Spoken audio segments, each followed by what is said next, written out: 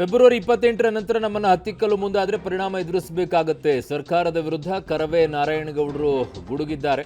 English ಬೋರ್ಡ್ಗಳ ತೆರವಿಗೆ February 28ರ deadline ಅನ್ನು ಕೊಟ್ಟಿದ್ದಾರೆ. ಈಗ ನಮ್ಮ ಜೊತೆ ನಾರಾಯಣಗೌಡರು ಇದ್ರೆ ರ್ಯಾಲಿ ಆರಂಭ ಆಗ್ತಾ ಇದೆ, ಏನ್ ಹೇಳ್ತಾರೆ ಕೇಳೋಣ. ಇನ್ನೊಂದ್ ಕಡೆ ದೊಡ್ಡ ಮಟ್ಟದಲ್ಲಿ ಅವರ ಸಂಖ್ಯೆ ಕಾರ್ಯಕರ್ತರು ಸೇರಿದ್ರೆ ನಮ್ಮೊಟ್ಟಿಗೆ ಈಗ ಖುದ್ದು ನಾರಾಯಣಗೌಡರು ಇದ್ರೆ ಮಾತಾಡಿಸ್ತಾನೆ. ಸರ್, ಈಗ ರ್ಯಾಲಿ ಆರಂಭ ಆಯ್ತು, ಕೊನೆಗೂ ನೀವು ಎಂದ್ಕೊಂಡಂಗೆ ರ್ಯಾಲಿ ಮಾಡ್ತಾ ಇದ್ದೀರಿ, ಏನ್ ಹೇಳ್ತೀರಿ? ನೋಡಿ, ನಮ್ಮ ರ್ಯಾಲಿಯನ್ನ ಹತ್ತಿಕ್ಲಿಕ್ಕೆ ನಾವು ಬಿಡಲ್ಲ. ಯಾವುದೇ ಕಾರಣಕ್ಕೂ ಇಷ್ಟು ದೊಡ್ಡ ಸಂಖ್ಯೆಯ ಕಾರ್ಯಕರ್ತನ ಬಂಧಿಸಕ್ಕೆ ಪೊಲೀಸ್ ಇಲಾಖೆ ಸಾಧ್ಯ ಇಲ್ಲ. ಬಂಧಿಸಿರೆ ಆಗುವ ಅನಾಹುತಕ್ಕೆ ಪೊಲೀಸ್ ಇಲಾಖೆ ಹೊಣೆಯಿಂದ ಹೊರಬೇಕಾಗುತ್ತೆ.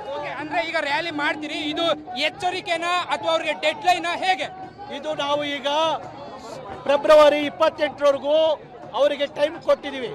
ಫೆಬ್ರವರಿ 28ರೊಳಗಡೆ ಅವರು ಎಲ್ಲ ನಾಮಫಲಕಗಳು ಕನ್ನಡೀಕರಣ ಆಗಬೇಕು. ಆಗಲಿಲ್ಲ ಅಂದರೆ ನಾವು ಯಾವ ಕಾನೂನು ನೋಡಲ್ಲ, ಯಾರ ಆದೇಶನೂ ಕೇಳಲ್ಲ, ಕಾನೂನು ಕೈಗೆತ್ಕೋತೀವಿ.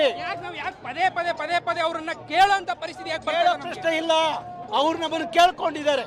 ಫೆಬ್ರವರಿ 28ರವರೆಗೂ ನನಗೆ ಟೈಮ್ ಕೊಡಿ ಅಂತ ಹೇಳಿ BBMP ಸರ್ಕಾರ ನಮ್ಮನ್ನು ಕೇಳ್ಕೊಂಡಿದೆ, ನಾನು ಕೇಳ್ಕೊಂಡಿಲ್ಲ. ಹಾಗಾಗಿ ಅವರು ಕೇಳ್ಕೊಂಡಾರಲ್ಲ ಅಂತೇಳಿ ಫೆಬ್ರವರಿ 28ರವರೆಗೂ ಸಮಯ ಕೊಟ್ಟಿದ್ದೀವಿ.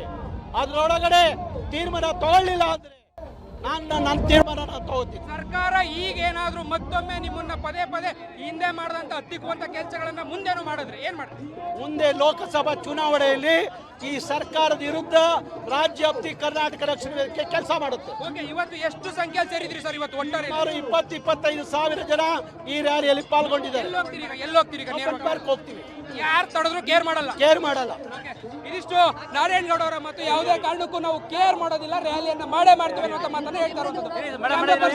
ಸುಹಾಸ್ ಜೊತೆ ಹಾಗೂ ಮರಿಸ್ವಾಮಿ, ಪಬ್ಲಿಕ್ ಟಿವಿ, ಬೆಂಗಳೂರು.